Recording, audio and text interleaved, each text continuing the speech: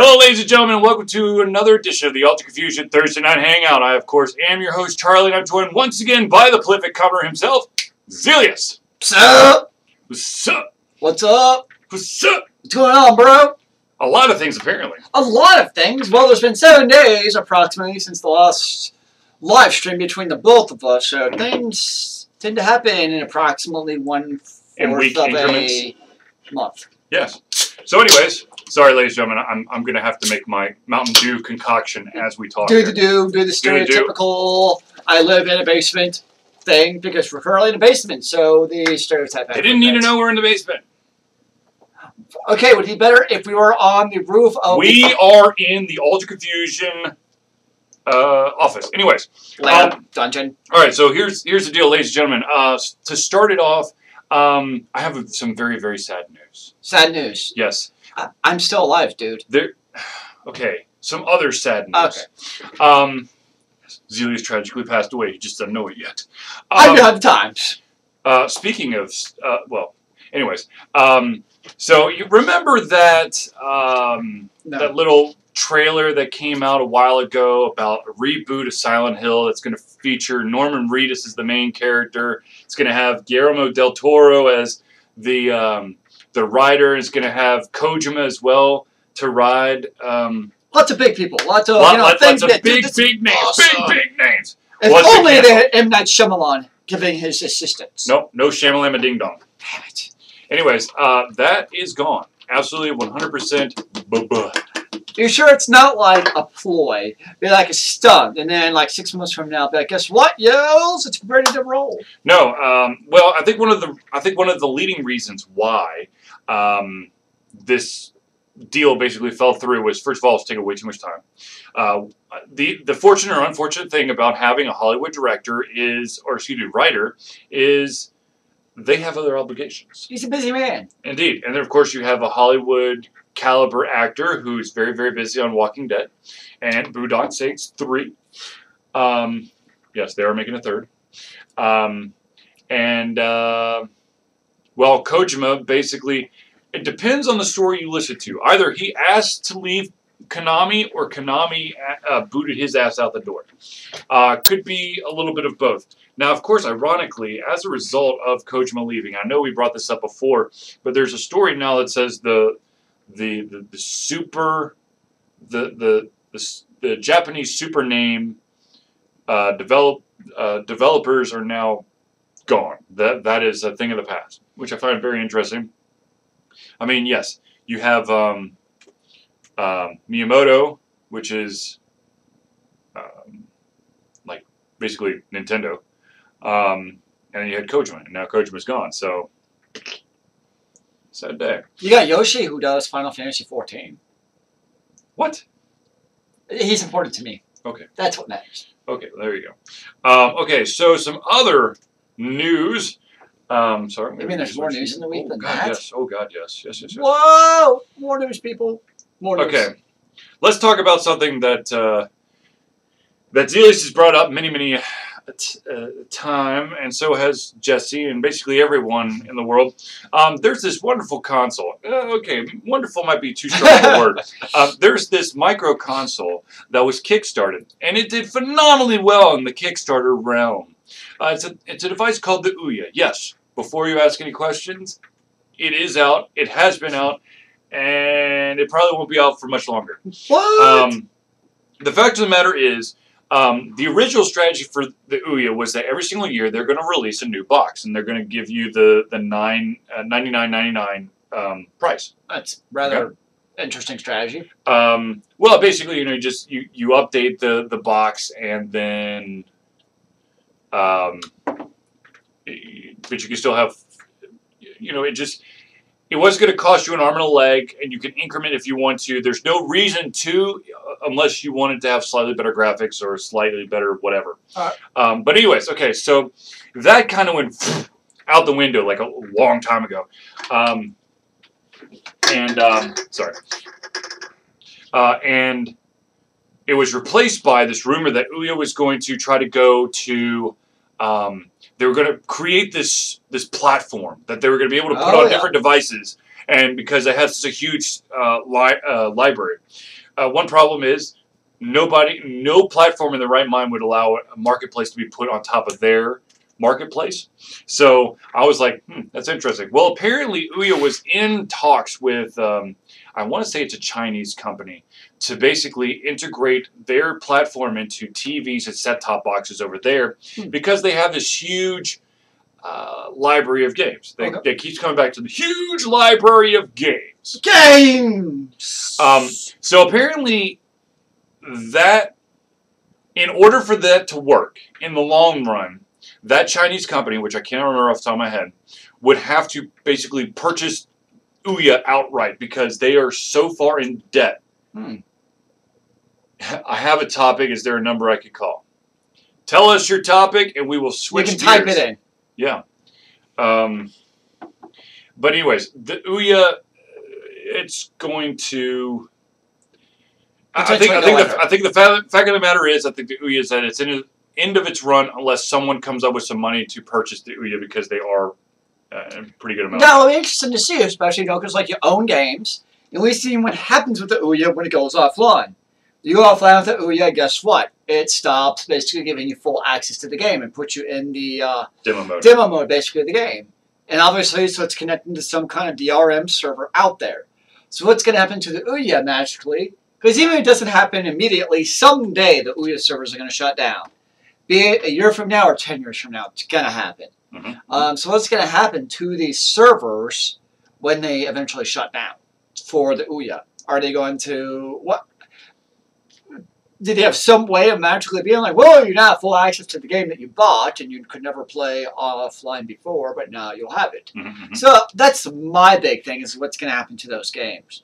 It will also happen to, you know, like, people... Keep going. Yeah. So I think that's the big thing, is what's going to happen to those games. Because obviously it's games I've bought. I bought a few games on the Ouya, actually. I know I don't talk about it much, but here and there I booted up to be like, what's on the Ouya? So it'll be fun to see. Okay, so a question came in about what do you think about Valve banning 7 days for community market if overused? I'm going to be totally honest with you. I'm not exactly sure what this ban entails. I'm assuming you ban it from the service. Hold on one sec here. A few days ago, blah, blah, blah.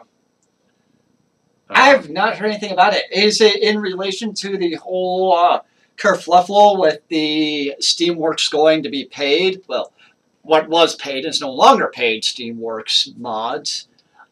Does anything to do with that? Because I have not heard anything about this news either. I think it has to do with some of the sale data results, stunning numbers that I want to share with you. In the past year, there was a trade volume.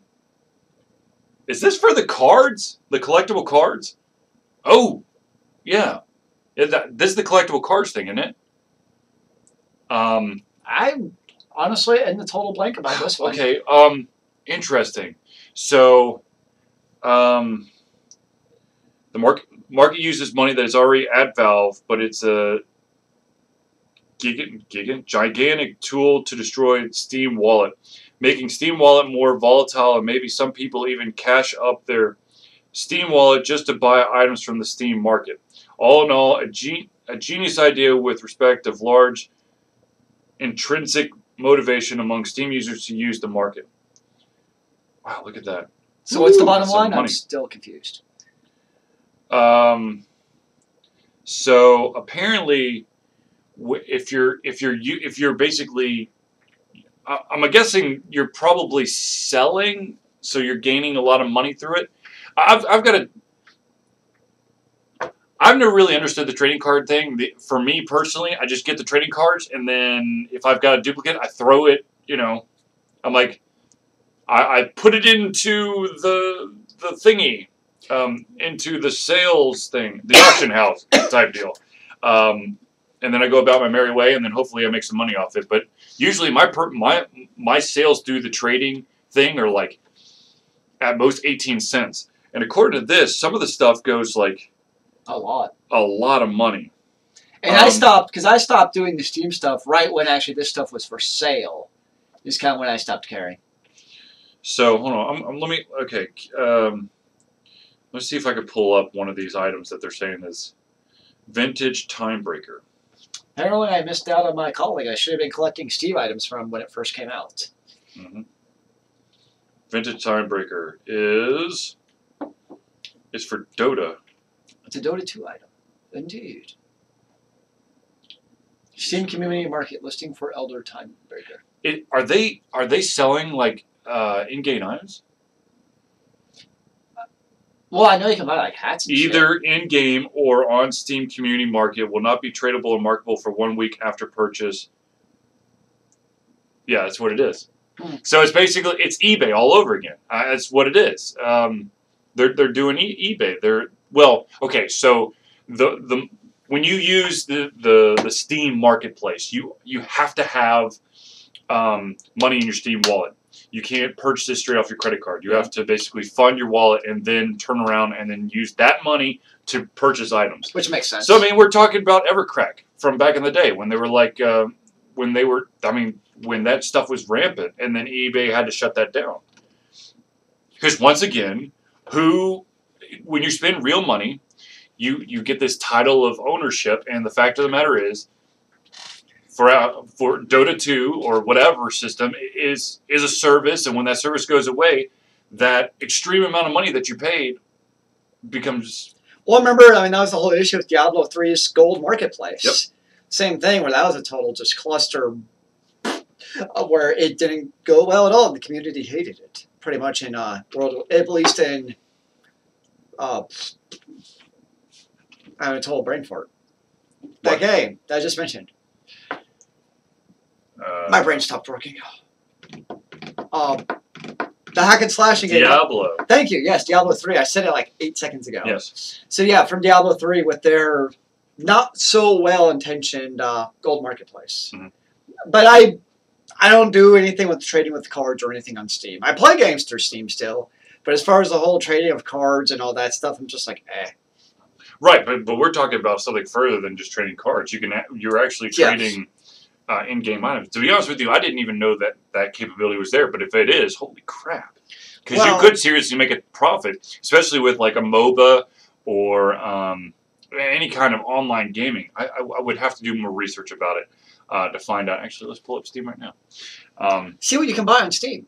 What can Charlie purchase? What can Charlie purchase on Steam? He's going to purchase some hats. It's going to be awesome. I have lots of... Ooh, I've got new items in my inventory.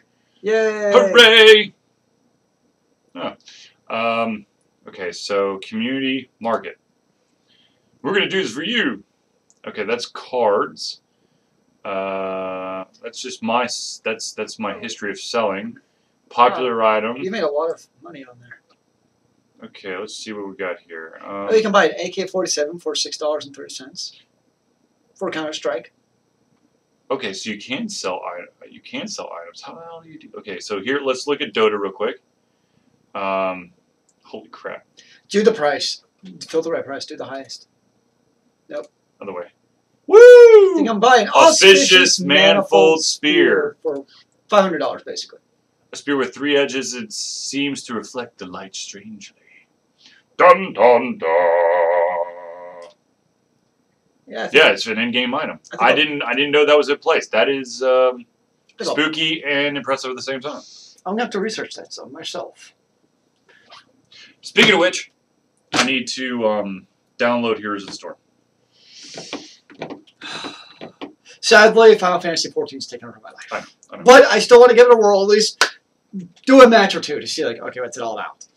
Okay, so I know last week we talked about the paid mods. The paid mods, and of course Valve has already done away with them. Basically, it was really just around Skyrim, and they've already gone bye-bye. The reason why they went bye-bye is that a lot of people, basically, it was basically a community outlash. They're like, how dare you? Because here's the thing. You've got a game that is a couple years old, that's had free mods the entire time, and now all of a sudden, you want to put a price tag on it. A lot of people are like, no! Now, of course, a lot of people are like, whoa, we should pay the modders. Which I can understand because you spend a lot of time, and some of those mods are extremely polished. But the fact of the matter is, it didn't work. And as a result, maybe Valve revisits this down the road, but it ain't going to be quick because people are still up in arms over this. Well, I think a lot of the issue is there was absolutely zero communication about it. There was just all sort of like one day out of nowhere, it's like, we're doing paid mods with a type of system that had been free since the inception of PC gaming, since you could do mods on games. So it's such a culture change where, you know, those things that are like, oh, we're going to make things better by offering paid mods. And people are like, wait a second, we've had fantastic mods for years, generations. And it's not just that, it's also like, what does this mean that we're going to have paid mods? Right. Does it mean that people are going to have to keep their mods up? What happens when a mod breaks? And there's just a lot of questions to which there were no answers for. And people were like, and there were a lot of valid concerns. Mm-hmm. And basically the response was market forces will solve the problems of the world. Right. Which has worked pretty well for Steam in the past. But in this case, it was just a whole backlash of like, really? Yeah, and so it's one of those things where I think some form of modders getting paid in some kind of form or fashion, some approved method by the great IP holders, could be done. I think maybe it needs to be fleshed out a little bit more. Maybe, you know, reach out to a website like Nexus Mods, who that's like what they do is mods, and it's big-time modders. You don't want me singing, believe me. You really don't want Zealeus to sing. Yeah, He's tone deaf and half a beat off, so it would be... It alternates between being a half a beat ahead and behind, so it's just not bueno. It's scarily impressive, but you would be scarred for life. Let's just put it that way. It's pretty bad how bad I could be. Yeah. So yeah, I think it can be done. I know the big suggestion has been, what about doing donation buttons? Where, you know, somehow it's still, you know, obviously, you know, Steam and Bethesda will still get some cut of it. But maybe some kind, that way there's an option, but there's a delete, like, you can donate money, but it's not actual, like, okay, I'm not paying for it, it's just an option. Right, I could see that, but then you're right. Once again, the developer and the publisher would have to be on board with that from day one. I don't know. I really don't know. Because anytime you get into anything where monetary value is changing hands, it just changes the dynamic of everything. Absolutely. And that's one of the reasons they've been so hands-off with the mods, is because people weren't getting paid for it. You know, the mods, you know, modders were basically doing it, so to speak, out of the goodness of their hearts, because it's not like they're making an income out of it, really. No, okay. Look, if you're a serious modder out there, what you're doing is you're building your portfolio. That's really what it comes down to. So are you getting paid for it? Not at the current moment, unless you have a donate button, but then, of course, you'd have to work with the publisher. But at the end of the day, you have that mod, that piece to a game that you can then show what you could do with the tool set, and then you basically springboard from there. Sure. So it's kind of interesting how the community can band together in something that get outraged over and make change for it. Because obviously the gaming communities are very outspoken at times, as we've seen in the past. Right. Okay, so we were talking about MOBAs just a second ago. Let's bring it back to MOBAs, and ironically, the MOBA that I did bring up, Heroes of the Storm. Heroes of the Storm was shown or broadcasted live on ESPN. Whoa! And it actually got a shout-out from Around the Horn. And Colin Cowherd, but in a very bad way, and Bill Walton was all for it. And I'm going to be totally honest with you. Okay, Colin Cowherd's just an asshat, so I'm not surprised. Yeah, I'm not going to lie. Bill Walton's a little hello every once in a while. So I can see Bill Walton. He could probably he's probably just seeing the shiny colors. But anyways, okay. So I love Bill Walton though when he's doing announcing. He is awesome. So Heroes of the Storm, they apparently, I didn't know this, but apparently they've been showing some like MOBA play on ESPN3 for a while now. I've never watched ESPN3. I only get ESPN3, so I don't know. It's the mobile only. It's the internet one. Yeah, I don't use my internet for ESPN. Well, you're a terrible, terrible man. Well, of course, most of the stuff that you want to watch is going to be on available anywhere. But for me, who went to a smaller school, when they get televised, ESPN3 might pick it up. But anyways, that's the point. So Here's the Storm showed up 6:30 on a Sunday on ESPN2. On ESPN2, there was there was basically 3 camps of individuals there. There was the "What the shit is going on" camp. I have no idea what I'm watching, man. Are you serious? There's no real sports to show? What the hell is this? There was also the individuals out there who are like, it's about fucking time. We've been watching reruns of the World Series of Poker that I wanted to literally poke my eyes out to, and now I get to actually watch some awesome stuff. Look, we know Chris Moneymaker won in 2001. Get over it. And then finally, the camp of, holy shit, what the hell is going on? This is kind of cool. I don't know what I'm watching, but I can't look away. Those are the 3 camps. First of all, the results of what occurred. This ain't going to go away. I'm sorry, ladies and gentlemen, if you are a hard sports fan and you think that ESPN can only show your definition of sports, the fact of the matter is esports makes money. It makes money. Okay? It's obvious from it's hundreds of thousands of people who tune in just for like scrimmage matches for Dota, for LoL, for Smite. I don't know if they do they Twitch for Heroes of the Storm? I wouldn't be surprised if they... Well, anyways, a lot of people tune into this stuff. And the fact of the matter is, ESPN is owned by Disney. Disney likes to see dollar signs. Gonna be honest with you.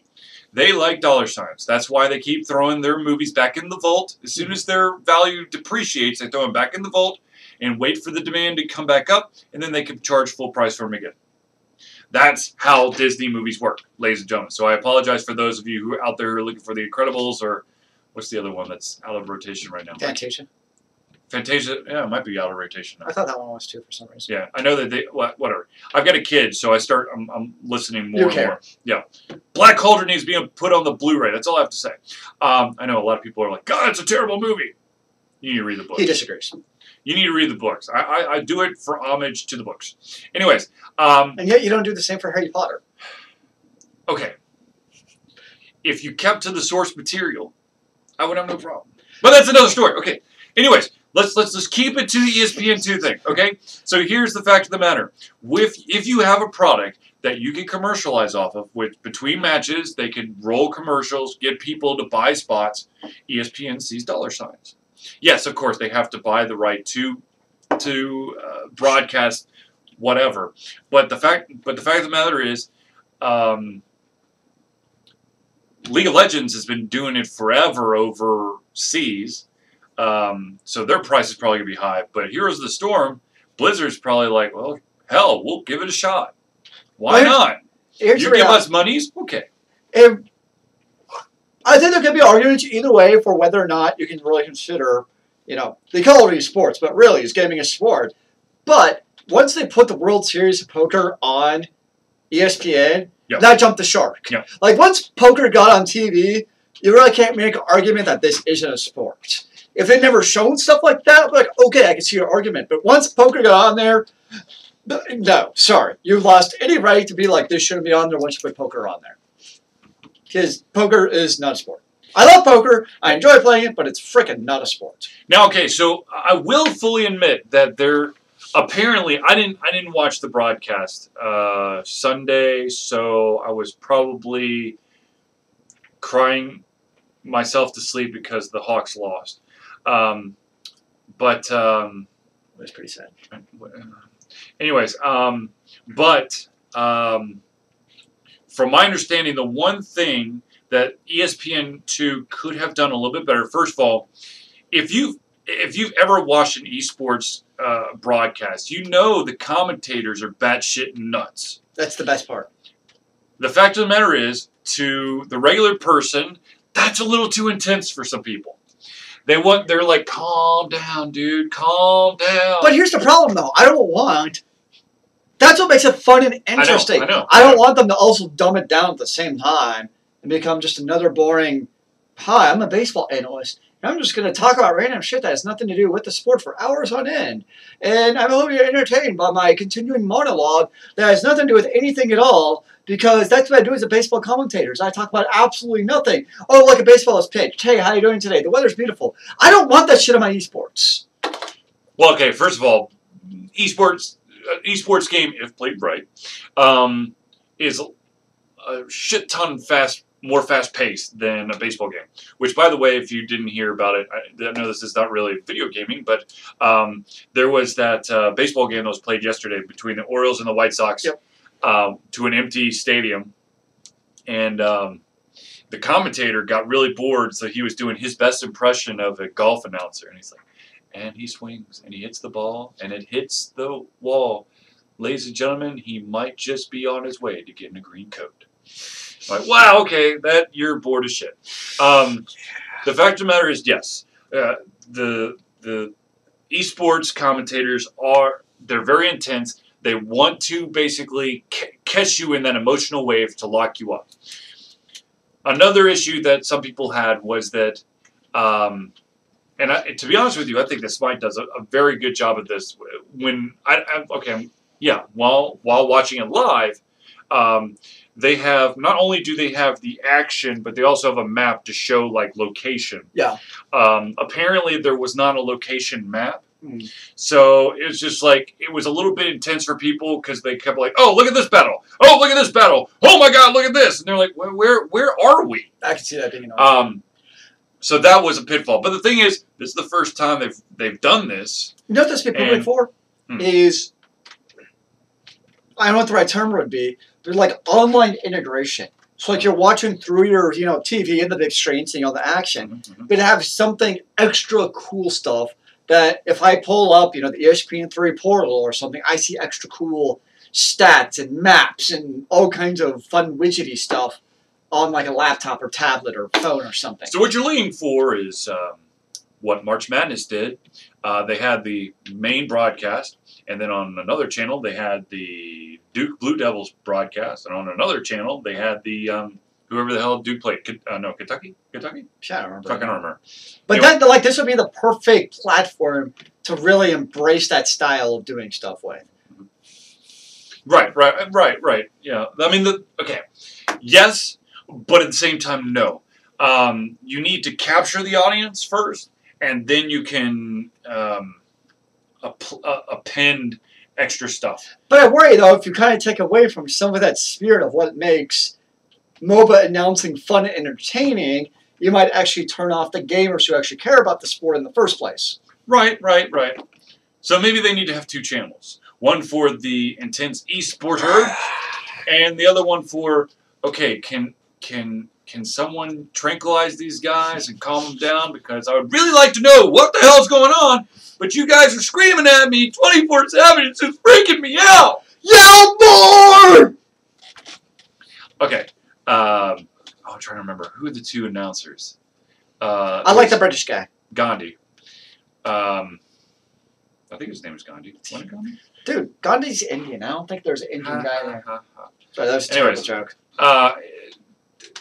Anyway, Smite, awesome. The World Championship was awesome. They just released a new God, a new Mayan God, just in case you're wondering. I have not posted it online yet, so. I'm terrible at Smite, so I haven't played it in like 2 months.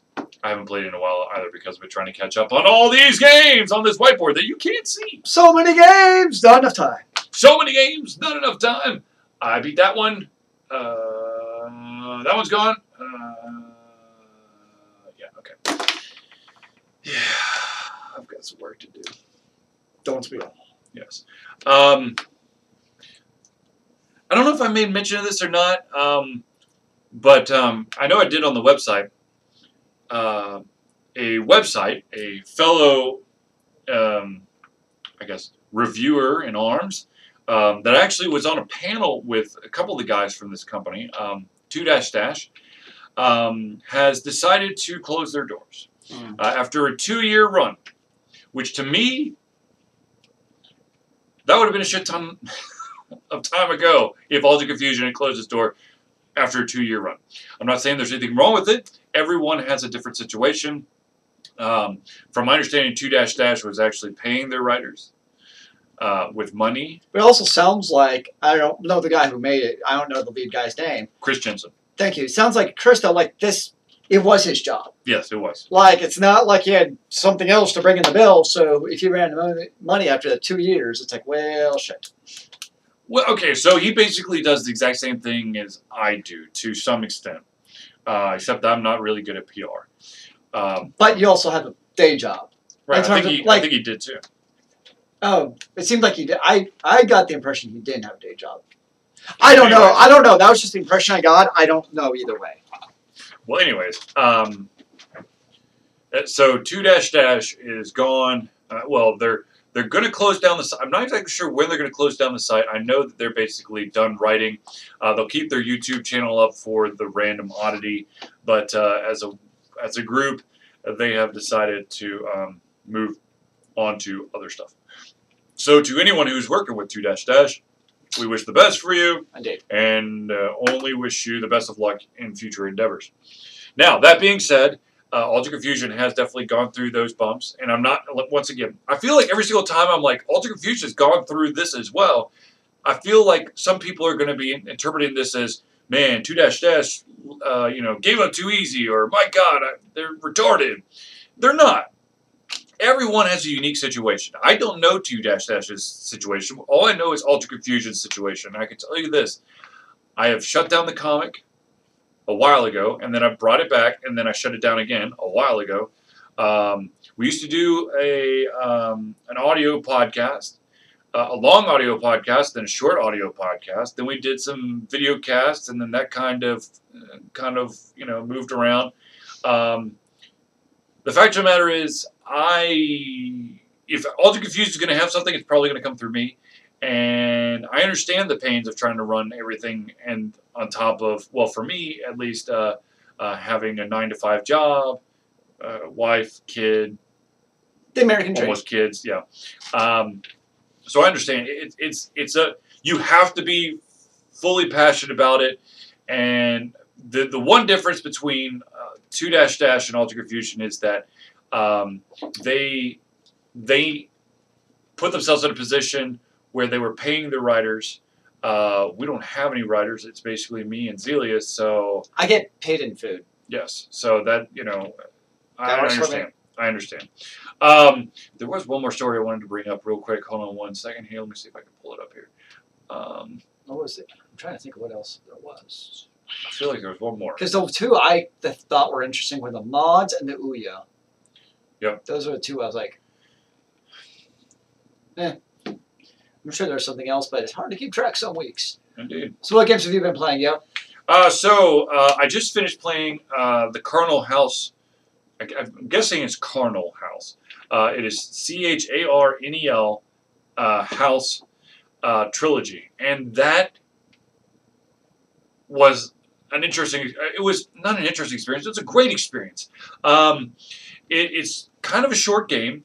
There are only 3 chapters, 2 hours worth of gameplay, which, by the way, the playthrough is going to be okay, fine. For you who are actively viewing, the playthrough is going to be posted tonight. For you who are watching the video version of this, they will already be up.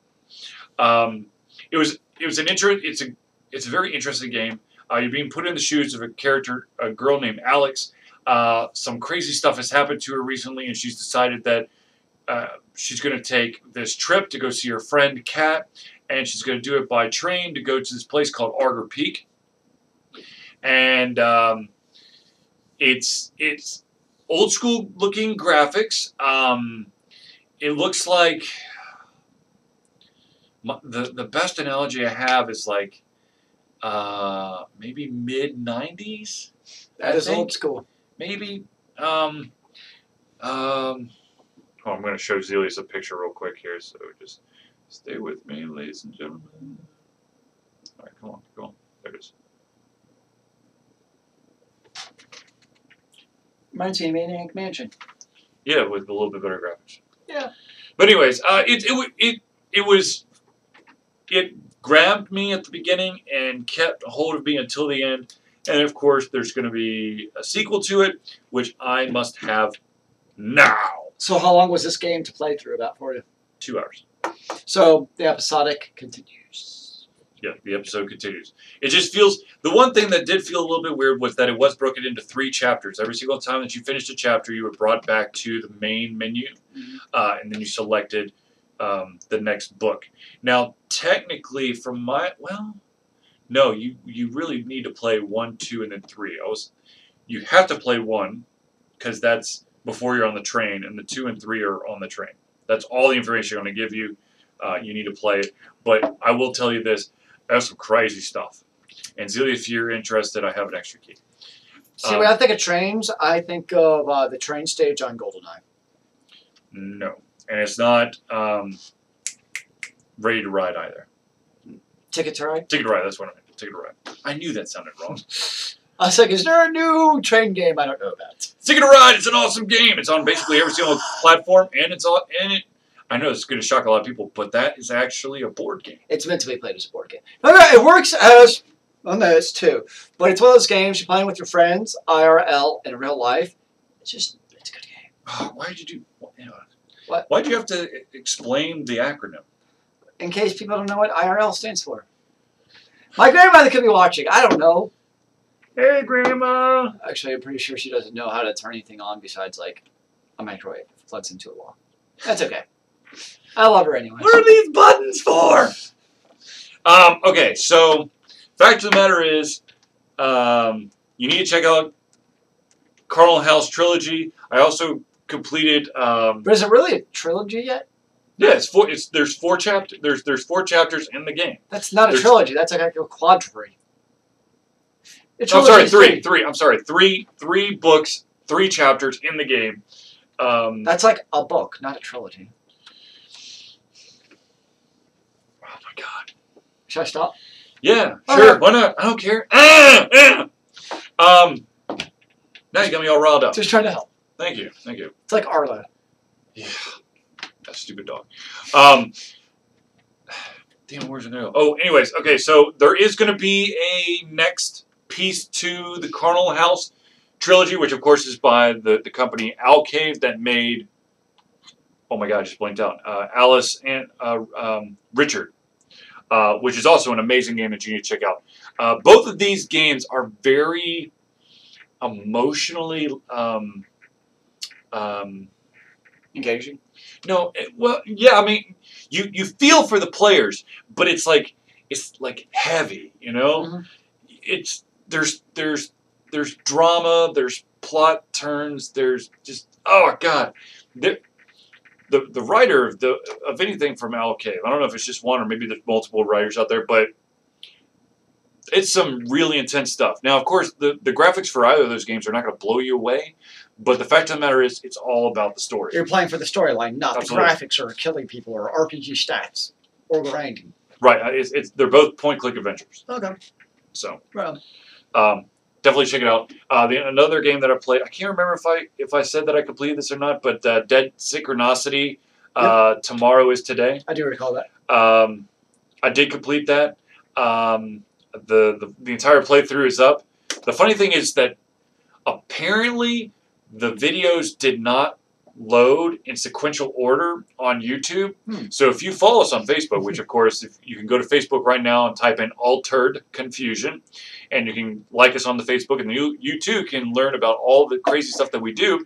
But apparently it didn't do it in order, so Facebook was going, oh, the episode 7 is up, episode 3 is up, episode 1 is up, nice. Episode 4, episode 11.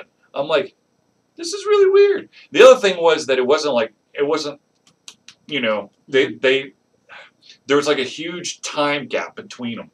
So anyways, Dead Synchronicity, Tomorrow is Today. That's a crazy ass game. Holy crap. It's a point-click adventure. Yes, I play a lot of point-click adventures. This one, I have to say, the art style left me wanting in the beginning, but as I played through the bleak existence that was this game, and I'm not saying it is a bad thing, but just the overall, some catastrophe has occurred. They call it the Great Wave, and basically all of government, all technology has just gone pfft. And you wake up as a blanker, and a blanker basically is someone who has amnesia, and you try to get through the game. Holy crap! I mean, there's definitely some emotional plot twist in there.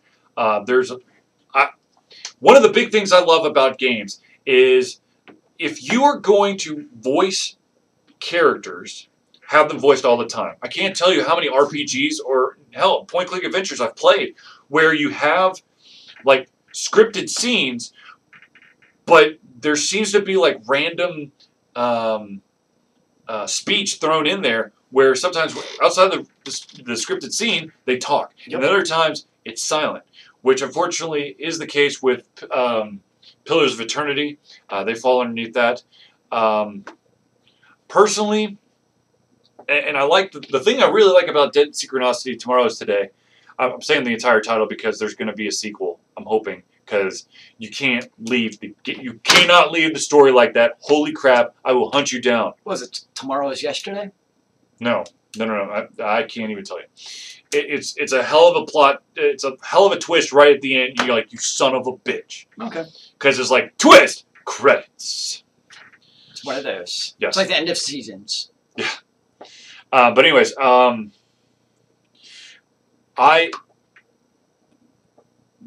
thing that I really enjoyed about this game was that if you were gonna there was definitely characters into the teams that you interact with. Every single one, no matter how minuscule their role was, you were able to hear them speak. And that to me is a big bonus. I like, if you're going to talk, like I said, if you're going to talk. But they took it a step further. Even if you're not an important character, if you talk to them, they're going to actually verbally speak to you. It's not just going to be text across the screen. That to me is awesome. I had this conversation with someone the other day, and I want to bring it up. There are, you know how, I don't know when it happened, but games are now starting to say, hey, you could buy the game and the soundtrack. And for the vast majority of the games that I've played, I'm like, it sounds like every other action RPG game or every action adventure. Why would I buy the soundtrack? Now you're saying it's not Final Fantasy 4. It's not Final Fantasy. Yes, it's not Final Fantasy, and it's not games. Okay, there's two companies that when they make games, I like their soundtracks. One is That Game Company, which of course made Flower, Flow, Journey. I feel like they did another one. Maybe they didn't. Maybe they did. Though that's more like orchestral music. Like you just kind of, it's not meditative, but you just kind of like sink into it and just, sorry, no pun intended, but you flow with the game. Right.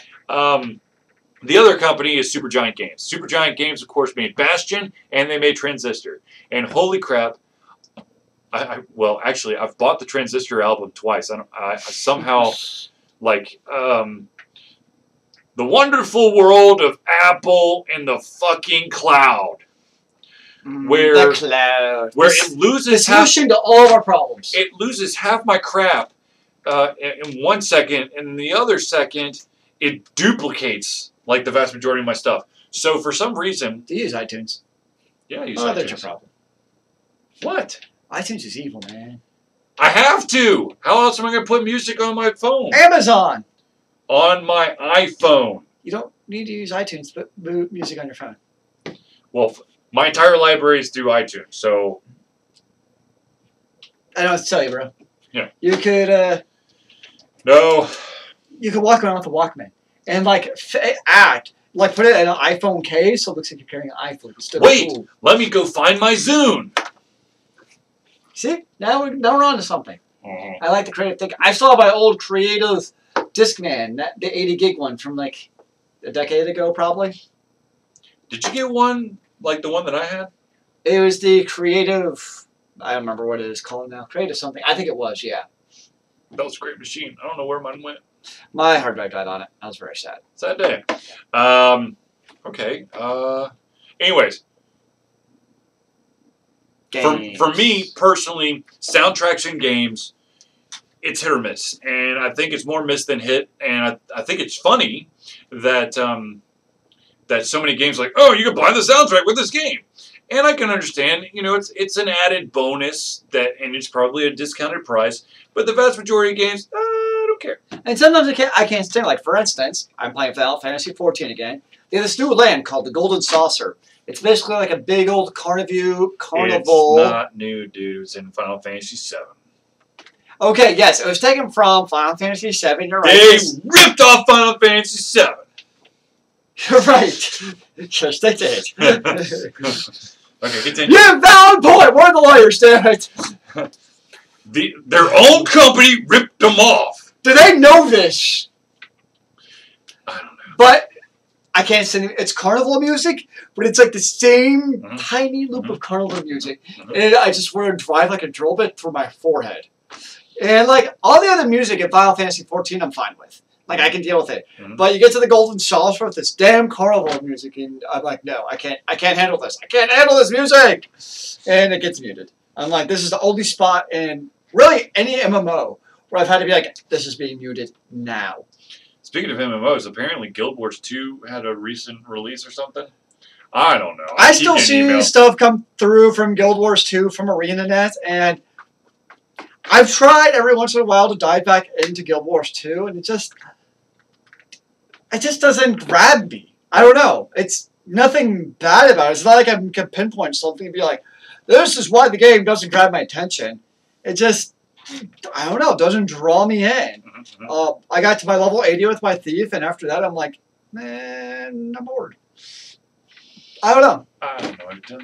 It was a good game, but I just, maybe someday I'll pull it up again and level up from level 1 with somebody. I don't know who. So, a recent story came across. I have not written up about this, and we're just going to drop it, chit-chat about it till the end of the show, unless someone wants to add to the conversation. In 8 minutes. In 8 minutes. Okay, so here's the deal. When you're dealing with the App Store, be it on Google, on iOS, on Amazon, on Ouya, whatever, there's a very good chance that, one, the game, if you're a developer, the game you're about to release, there's probably something pretty close to it, and two, there's a very good chance that someone's going to try to rip you off. Now, someone was all up in arms because, well, okay, so the story goes, there's a guy who is like, he grew up, he always wanted to be a video game maker, and so he saw this ad in Nintendo Power for a school. He didn't list it, but I know for a fact it was Digipin. And he's like, oh, I'm going to make video games. I'm going to make the next Ocarina of Time. And he went to Digipin, and they're basically like, look, here's the deal. This ain't a glamour job. The vast majority of you are not going to be able to get in the game industry, and those of you who do are probably going to end up working on like Game Boy projects to start off. The guy said, F this, I could do better, and he quit. I've been through a program like that. I'm going to tell you, you do not get to make Zelda right off the bat. You may never get to play Zelda right off the bat. Hell, I helped create a baseball cell phone game. And I don't even like baseball. But the fact of the matter is, so he starts making, and the funny thing is, through this article, he's like, I make crappy, shitty games because I know that that is the best chance I have for making it big on one of these things. But one of my biggest flaws is I don't have any marketing money. Well, okay, yes, money does help when it comes to marketing. But there is this crazy thing called grassroots campaign and word of mouth that would help you. Also, if you reach out to reviewers like myself, we might be able to help give you some press. Simply saying, well, I don't have any money, so my game's not going to do good is a badass excuse. And I don't mean like badass, like, dude, that rules. That's just a stupid excuse, and I'm sorry, but it's stupid. So what he did is he looked at, this should have been a red flag immediately. He looked at some of the shittiest games that were doing really, really well on the Apple iTunes store or whatever, and he reached out to them and said, "Hey, I've got this crazy game idea. Can I show it to you?" You're like, "Absolutely." So he shows it to him, the entire game, and they're like, "Nah, it's not really for us." And then a couple months, and like 2 or 3 months later, they come out with a game that's almost identical. They just changed some of the assets out, and he's like, "Oh, they stole my game!" Okay, first off, before showing your game to anyone, you make sure that you have yourself an LLC. You want to protect your shit. And then you make sure that that all of the information on your game is in some way time-stamped. Okay, so this sleazeball company that basically ripped off this dude's game, they actually have a very interesting loophole to get around a lot of being called, cheaters and frauds. They actually released a shit ton of shitty games that they don't market at all, and they just leave them on the App Store. And then when a good idea comes around, they choose one of the dead apps and they update it to the good game. So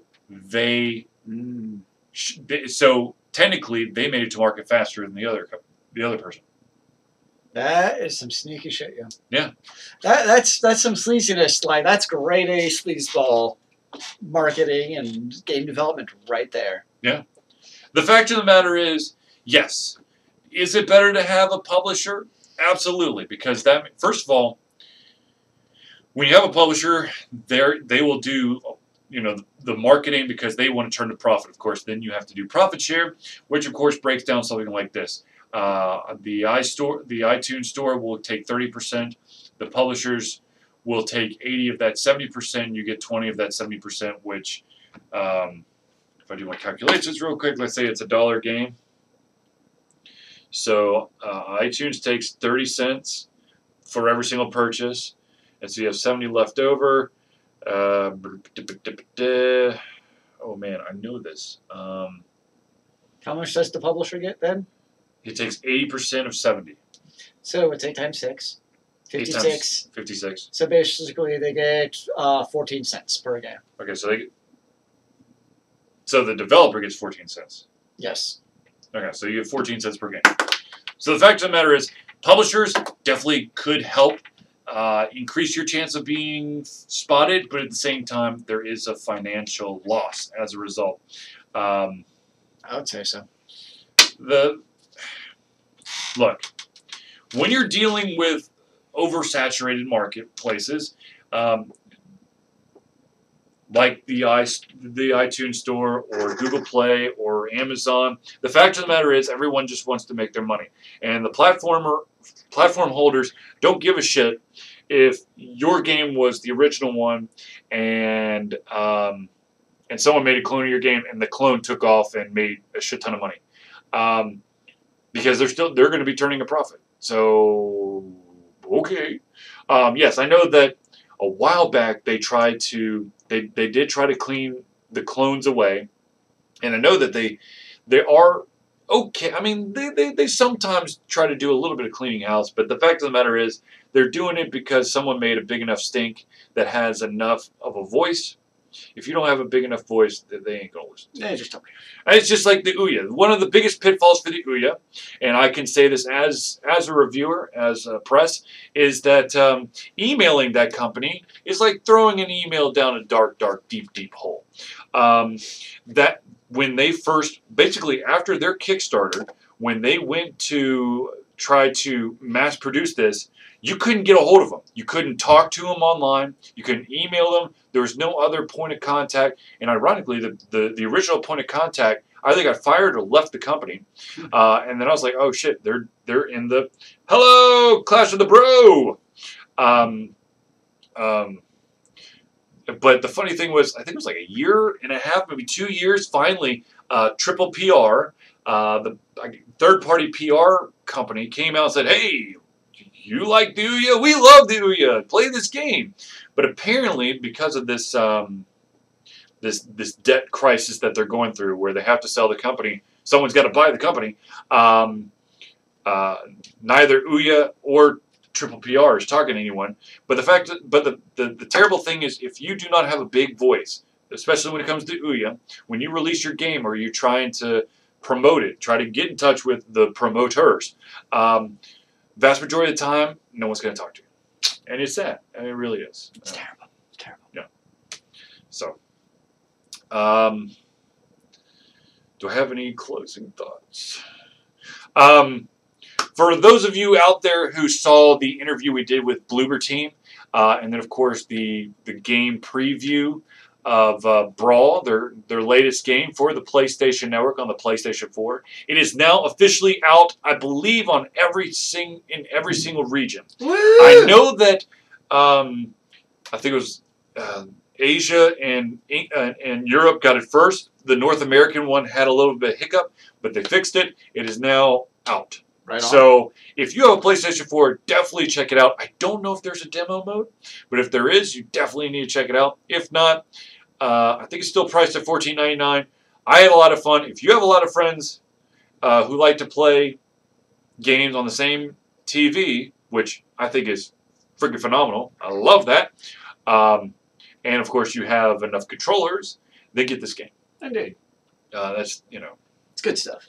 Yes, but I think it was a lot of fun to have the Bloober Team guys out here. And speaking of which, before our next broadcast, we are actually going to sit down. Unfortunately, it's not going to be in person, but we are going to be interviewing Rogue Rocket Games, the creators of the iOS smash hit Gunpowder, which basically puts you in the role of a fox who, while packing some crates in the Wild Wild West, one of the crates breaks, and then miraculously enough, the story of Robin Hood is found on top of the broken crate, and ta-da! You decide that it's time to put that dirty, twisted sheriff in his place by basically robbing the sheriff blind and giving the money back to the poor. You do that by blowing up safes, piggy banks, and other obstacles as you basically outline your path with gunpowder. And then the fun really begins as you get later into the game when stuff starts moving and you've got to really react fast. Mola Mola. I have not heard that one. Mola Mola. I will write it down. Mola Mola. Sounds like a song. Money, money, Mola Mola. No, actually, I don't know. When I hear Mola Mola, I think immediately of one of the Austin Powers movies. It's like, mole, mole, mole, mole, mole. Don't look at his mole. Long time since I've seen Austin Powers. Don't look at his mole. Excuse me, I'm very thirsty. It happens, yeah. Yeah. You like my fancy cup? I don't know if you can see it. Oh, it's Harry the Hawk. Yay! Yeah. Hey! Show a bit more respect for your home team. It's basketball. So I've been getting a lot of emails about some updates to Destiny. I'm going to be totally honest with you. I have not gone back to Destiny in a long time. I don't know if I'll ever go back, but if I do, I'll probably have to start from scratch because I have no recollection of what the hell I was doing. But apparently they're doing some new stuff. The thing is, Destiny suffered from the same thing that Global Agenda suffered from, the same thing that Elemental suffered from, and that was they had an interesting concept, an idea that could be fun, but there really wasn't enough to the game to warrant what's your favorite kind of game. I, once upon a time, would have said RPG, but now I think it's point-and-click adventure, simply because that's the games that I play. But I would say maybe action RPGs. Action RPGs. Which one? Ooh, that's a good question. You go first. Which action RPG? Yeah. An old classic that I really enjoyed, Dungeon Siege, the first one. And I liked it because you had like a party going the whole time. Because like most action RPGs, you're kind of on your own. You might get like a little follower or something, like a pet. But nope, Dungeon Siege, you get to like create your whole like party. I forget if it's like 4 or 5 guys.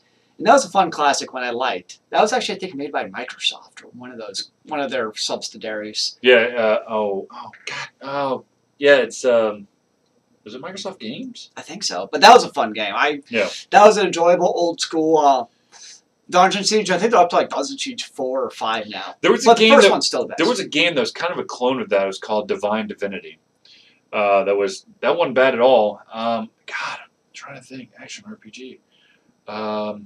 What would you consider Mass Effect? That's just an RPG. It can be kind of actiony, I suppose. I mean, there's the action element. Because I mean, I loved Mass Effect for all the choices, the choice trees that you got to do, and how that kind of affected. By the way, I was the guy who stirred up the thing about a death of a Mario character. I remember that. That was like a month or so ago. No, it wasn't a month ago, but yes. A month in my time. Look, if Mario died, series over, very sad. Luigi dies, then Mario has a revenge story. And then we get a lot darker. That's not happening. If Princess Peach dies, then it's a true vendetta.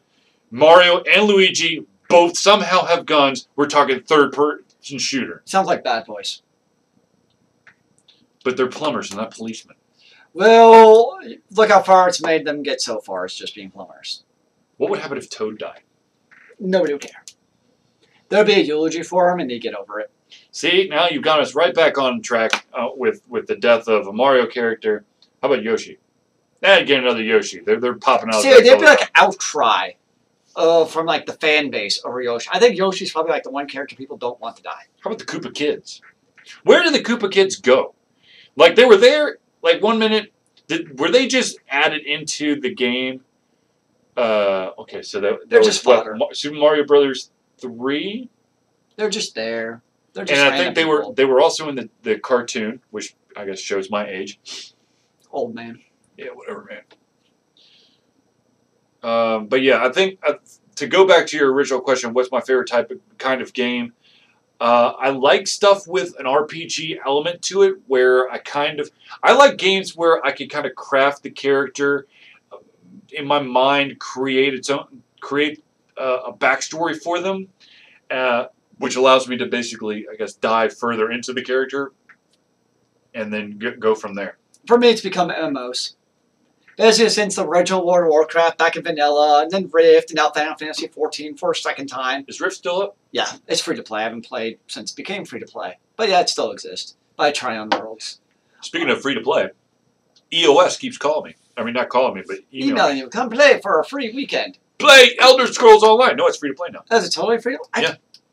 Yeah. Well, okay, so you have that. It's like Star Wars. Star Wars? Okay. Where it's free to play, but there's exclusive stuff that you can do if you have the subscription. Maybe someday I'll check it out again, but with Heaven Sword... Or Lotro. Well, Heaven Sword's coming out in 2 months for Final Fantasy XIV, so I'm probably not going to be playing much other... I know I'll be playing other MMOs. I'll play it that way. Oh my god! I don't cheat on my MMOs.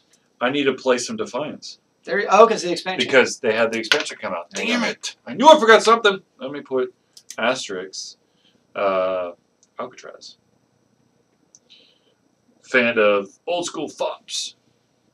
Like Doom. Did you watch, it was a couple months ago, they had John Romero giving an interview about like his initial dungeon design, not dungeon, but like level design for like the original Dooms. It was really cool to hear him like talk through like how they came about it. And, you know, kind of looking back at like how cutting edge at the time Doom really was. You know, in terms of like you could like look out the dungeon, well not, you know, the walls, you could actually see like stuff like get bigger and increase in size and like dynamic sizing and stuff like that, and the lighting.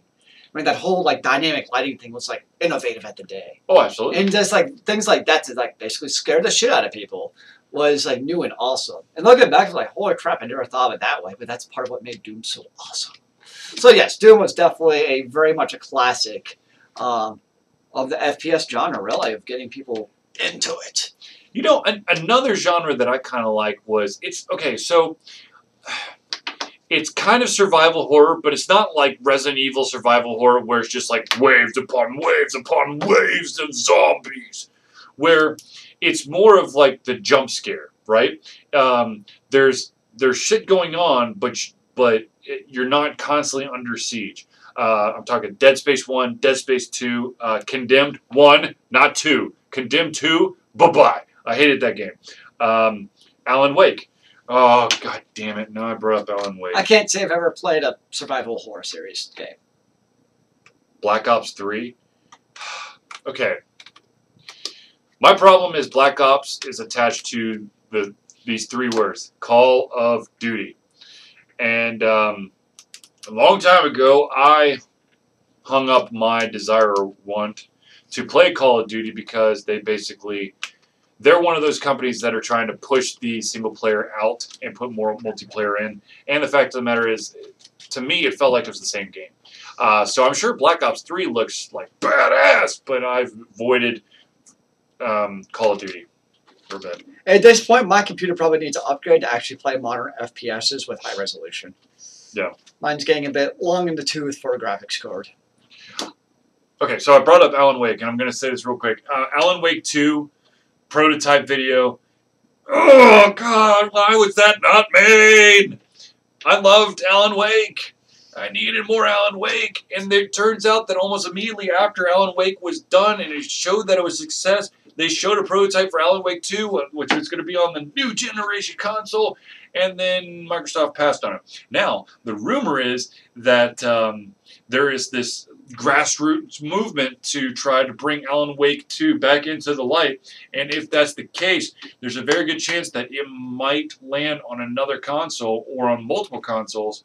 I'm hoping multiple because I don't have the money for a PlayStation 4 right now. No. But if it goes to PlayStation 4 exclusive, I'm going to have to ask it for my birthday, because that's the only way it's going to happen. Christmas. Christmas is too far away. Hanukkah. I'm celebrate Christmas. Kwanzaa. Christmas. I'm trying to help you out here. St. Patty's Day. No, wait, St. Patty's Day's already happened. Mother's Day. No, I'm not the mother. Father's Day. Father's Day's after my birthday. Memorial Day. Memorial Day. Which one's that? Whichever is that one. In May? I can never. Memorial Day and Labor Day. I don't know which one goes. I would get damn school. M before O's. Or no, wait. M before O. Where the hell did I come with an O? Memorial Labor. So maybe is it ML or maybe LM? Whatever. Whichever one that is in May. 4th of July. No, that's not even May. I'm a PlayStation 3 guy. I have a PlayStation 3. I play Blu-rays on it. And actually, my favorite catchline for the PlayStation 3 is how Australia sold the PlayStation 3. And that was, get the PlayStation 3 Blu-ray player. Sometimes get the PlayStation 3 Blu-ray player. Also plays games. Yay. Now that's the true tagline for the next-gen consoles. Yeah. Get this multimedia-centric device where you can stream live TV. For the Xbox, you can plug your cable box in and have the One Guide.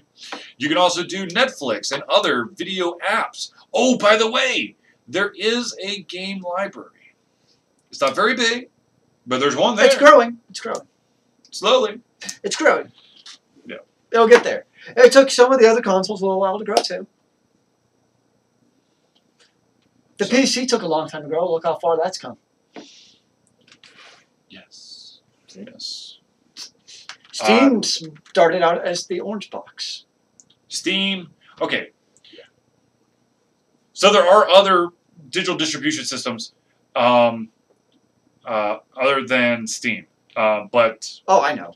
I know, but the fact of the matter good is old games. Steam is the king. Well, okay, yeah, good old games. But the one I'm really Green talking about gaming. is Stardock's got one as well. But the one I'm really talking about is Origin. And that, of course, is EA's brand of Steam. Now, I understand. I once upon a time had an Origin account for half a second because, unfortunately, I got an EA game. And I had to use Origin to, like, install it. Now... That's the problem with Mass Effect on the PC. Now, the funny thing is, I might be slightly tempted to do to reopen my Origin account, not spend any money, of course, but I might do it because right now you can get Ultima 8 Pagan for free in the what the hell is the I don't know where you're going with this. You lost the I forgot. No. I have no idea. On the house. That's the section of the games. When EA has free games in Origin, it's the on the house section. Right on. Right on. So, anyways, ladies and gentlemen, unfortunately, we have reached the end of our time slot. I know the internet, we could go as long as we want to. Internet goes on forever. It goes on forever and ever and ever and ever and ever.